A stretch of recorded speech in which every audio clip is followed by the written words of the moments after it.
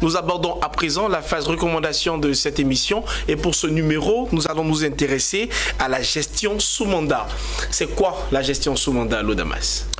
Alors, la gestion sous mandat est un contrat par lequel un investisseur donne donc un mandat à un professionnel de la finance afin que ce dernier-là puisse gérer efficacement son portefeuille. Donc en clair, on va prendre le cas de Mr. Daniel Kodjo. Vous avez de l'argent, vous souhaitez faire tourner cette somme d'argent sur les marchés financiers.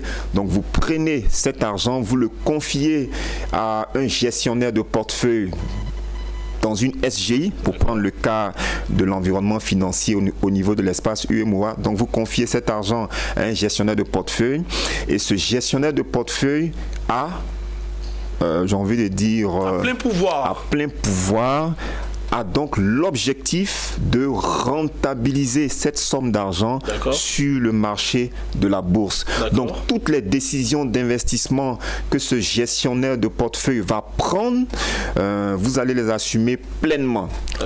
On suppose que vous ne vous y connaissez pas véritablement en matière d'investissement sur les marchés, donc vous confiez cet argent à un professionnel des marchés financiers et vous demandez à ce professionnel-là de rentabiliser cette somme d'argent sur les marchés financiers. C'est cela donc la gestion sous mandat. Alors c'est sûr qu'il y a forcément des avantages quand on pose cet acte. Alors, qu'est-ce qu'on peut relever comme avantage au niveau de la gestion sous mandat? Le premier aspect que nous pouvons prendre en compte, c'est que lorsque vous confiez cet argent à un professionnel, lorsque vous souscrivez à un contrat de gestion sous mandat, vous n'avez plus besoin de suivre votre portefeuille au quotidien. Vous n'avez plus besoin de suivre l'évolution du marché au quotidien. On a le temps de vaquer à d'autres occupations. Vous avez le temps de vaquer à d'autres occupations, vous avez le temps de vous consacrer à d'autres activités, vous avez le temps de suivre d'autres investissements. Donc, à travers la gestion sous mandat, vous avez la possibilité de gagner du temps. Le second avantage que nous pouvons relever, c'est que lorsque l'investisseur souscrit à une prestation de gestion sous mandat, il va certainement bénéficier de l'expertise d'un professionnel. Les marchés financiers, ce n'est pas évident pour tout le monde. Il faut savoir analyser le marché. Il y a un volet technique qui intervient. Il y a un volet analyse financière assez poussé, un volet prévisionnel, un volet analytique, etc. Donc, cela demande assez de professionnalisme et cela demande beaucoup de compétences financières de la part de celui qui est censé gérer votre portefeuille. Donc, en pareille circonstance, l'idéal pour vous serait de confier cet argent à quelqu'un qui a l'expérience du marché, à quelqu'un qui a une formation de base assez pointue en finance de marché. Donc, lorsque vous souscrivez à un contrat de gestion sous mandat, vous confiez votre argent à un professionnel des marchés financiers, quelqu'un qui est outillé, quelqu'un qui a l'expérience en matière d'investissement sur les marchés financiers. Donc on suppose que c'est à un connaisseur que vous avez affaire, à un professionnel, à quelqu'un vraiment qui comprend le marché, qui maîtrise le marché et qui peut d'une certaine manière limiter vos risques en matière donc d'investissement sur les marchés financiers. C'est vrai, vous avez parlé du fait qu'on confie notre portefeuille à un professionnel des finances. Est-ce qu'il n'y a pas, au-delà de tout ça, un risque après tout? Oui, en matière d'investissement, il y a forcément un risque. Et lorsqu'on parle de gestion sous mandat, à notre sens, il y a certains inconvénients tout de même. Le premier inconvénient qu'on peut soulever, la gestion sous mandat n'est pas gratuite. Voilà, c'est une prestation. Vous demandez des services d'un professionnel. Évidemment. Donc, si vous sollicitez des services d'un professionnel des marchés, il va falloir payer ce service. Donc, la gestion sous mandat, elle n'est pas gratuite, elle est facturée à l'investisseur.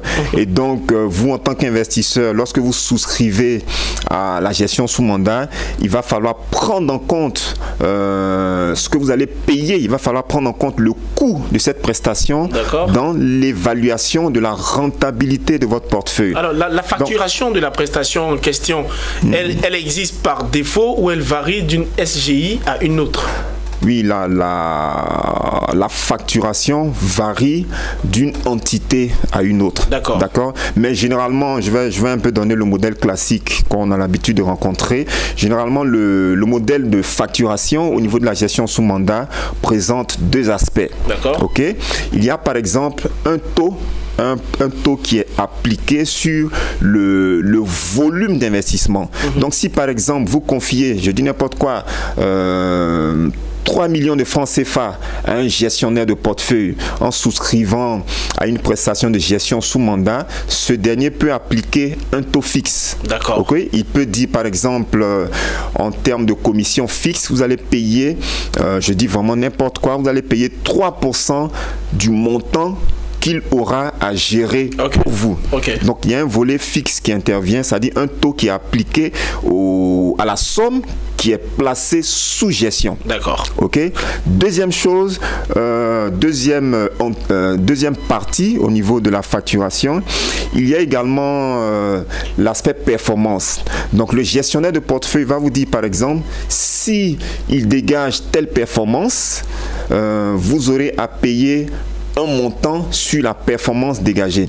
Donc en fait, c'est une rémunération qui est conditionnée par la production d'une certaine performance. Si en termes de plus-value, le gestionnaire de portefeuille produit par exemple 500 000 francs CFA, il pourra, toujours à titre d'exemple, appliquer un taux de peut-être 1%, 2% sur la plus-value générée.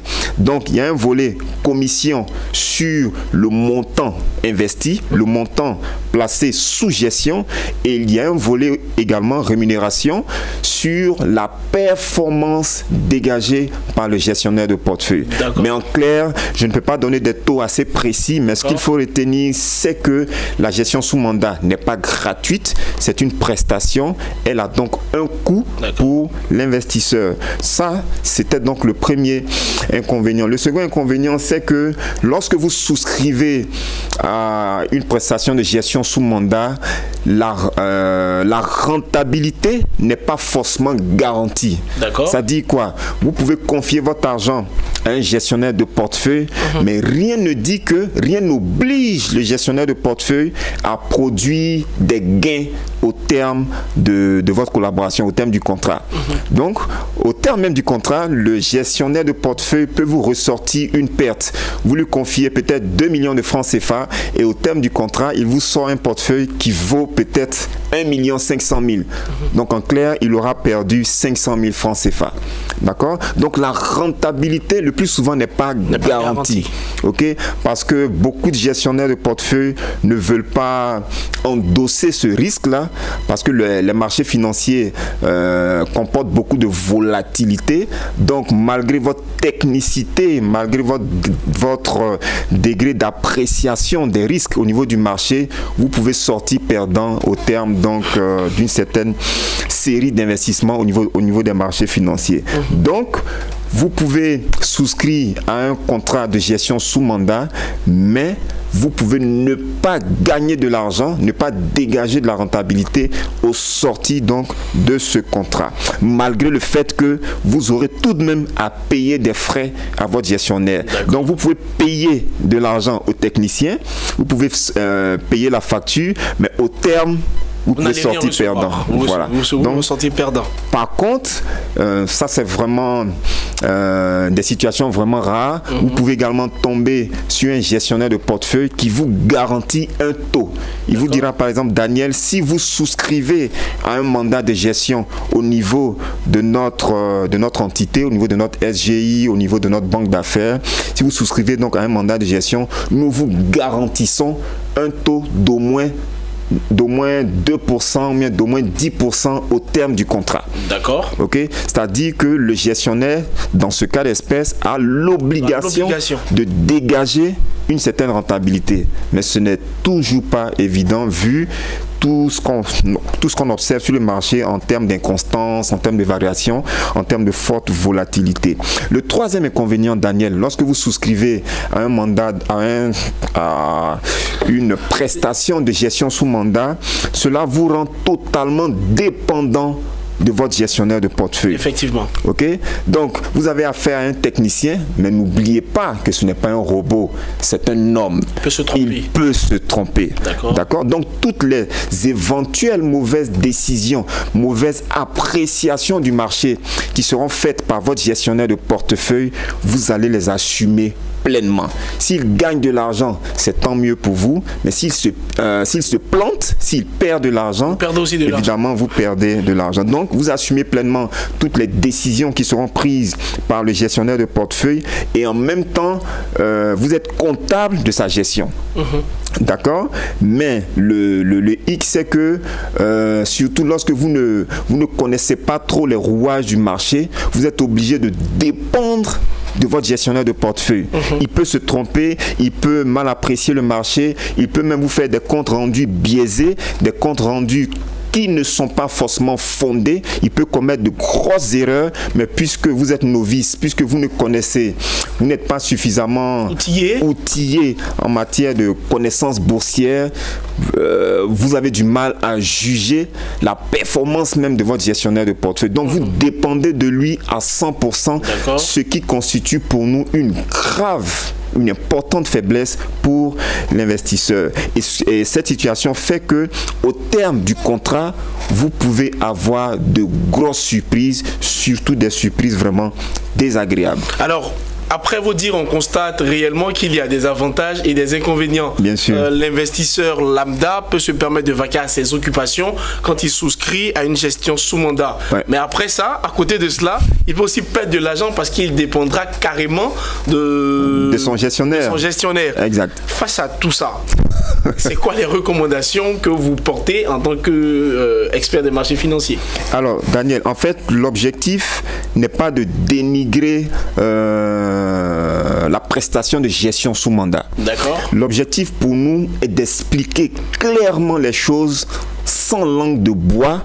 C'est d'expliquer donc les enjeux auquel va faire face l'investisseur qui souscrit à une prestation de gestion sous mandat. D'accord. Il faut expliquer clairement les choses aux téléspectateurs pour qu'ils comprennent les enjeux, les avantages, les inconvénients, etc. De la gestion sous mandat. Alors, qu'est-ce que nous recommandons concrètement à tous ceux-là qui veulent souscrire à une prestation de gestion sous mandat? La première des choses, Daniel, c'est qu'il faut bien apprécier les avantages, il faut bien les maîtriser, les avantages et les inconvénients de la gestion sous mandat. On les a développés tout à l'heure. Donc, avant de souscrire à une prestation de gestion sous mandat, il faut savoir quels sont les avantages, quels sont les inconvénients. Les SGI, les fonds communs de placement, les compagnies d'assurance, les banques, etc., qui pourraient proposer la gestion sous mandat sont totalement dans une démarche commerciale. D'accord. Il ne faut pas avoir peur de le dire, cela est la réalité. C'est une démarche commerciale et donc ces techniciens en finance vont forcément vous vendre cette prestation. Et vous qui êtes client potentiel en face de cette démarche commerciale, il faut l'apprécier sereinement. Il faut peser les avantages, il faut peser les inconvénients, il faut les mettre dans la balance et il faut prendre votre décision en toute quiétude, Daniel. D'accord. Ok. Deuxième chose, il faut clairement identifier la facturation de cette prestation. Okay. Lorsque une SGI vient vous voir en tant qu'investisseur et qu'elle vous pousse et vous encourage à souscrire à une prestation de gestion sous mandat, Daniel, le premier réflexe que vous devez avoir, c'est de demander à cette SGI combien cela va vous coûter. Quel est le modèle de tarification qui sera appliqué.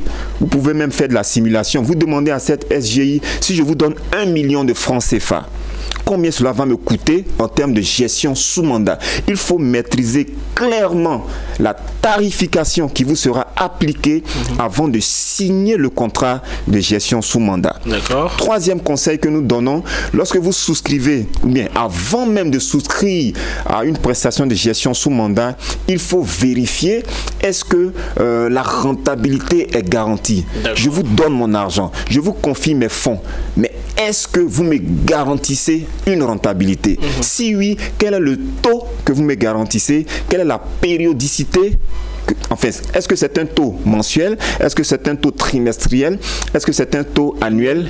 Ok, donc quelle est la périodicité de ce taux-là? Ok, mais nous vous signalons que c'est vraiment très rare de tomber sur une SGI qui va vous garantir un taux, qui va vous garantir une rentabilité à travers donc un contrat de gestion sous mandat. Mais ça peut exister.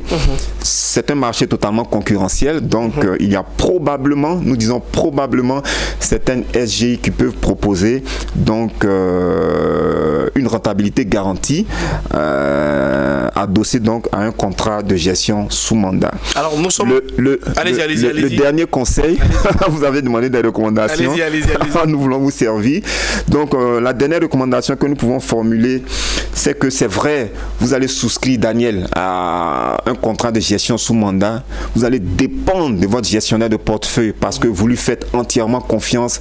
Mais nous disons que même si vous faites confiance à votre gestionnaire de portefeuille, même si la gestion sous mandat vous permet de gagner du temps, Daniel, il est important pour vous. En investissement en bourse. Exactement. Il est important pour vous de comprendre ce que ce technicien en finance est en train de faire. Il faut maîtriser le marché de la bourse. Vous pouvez ne pas être un expert vraiment à 100%, mais au moins, il faut savoir de quoi il parle quand il vient vous faire des bilans. Il faut savoir dans quoi il investit. Il faut être capable de... enfin, il faut vous donner les moyens de juger d'une certaine façon les performances du gestionnaire de portefeuille. D'accord, qui gère votre portefeuille. Donc en clair, même si vous souscrivez à un mandat, enfin à une prestation, à un contrat de gestion sous mandat, il faut chercher à comprendre les mécanismes de la bourse. Ne soyez pas totalement novice, ne soyez pas totalement, j'ai envie de dire, analphabète au niveau de tout ce qui est marché boursier. Voilà, tout ce qui concerne les questions boursières. Il faut avoir des notions, il faut chercher à comprendre les mécanismes boursier, même si vous avez souscrit à un contrat de gestion sous mandat. Voilà un peu le commentaire que nous voulons faire. Merci Arnaud Damas. Chers investisseurs, ne dormons pas sur nos lauriers en partant seulement déposer de l'argent dans les SGI pour un contrat de gestion sous mandat. C'est ici que prend fin cette émission que j'ai pris beaucoup de plaisir à présenter. Merci de nous avoir suivis et très bonne suite de programme sur Business 24 Africa.